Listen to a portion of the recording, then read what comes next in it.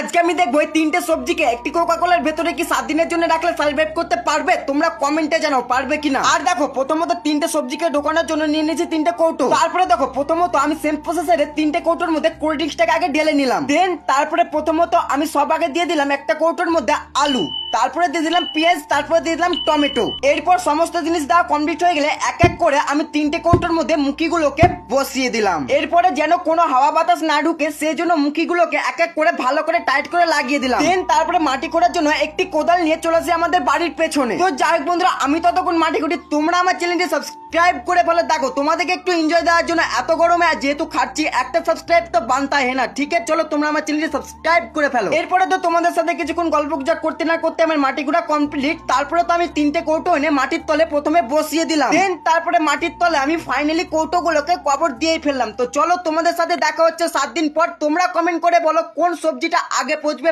By and take care.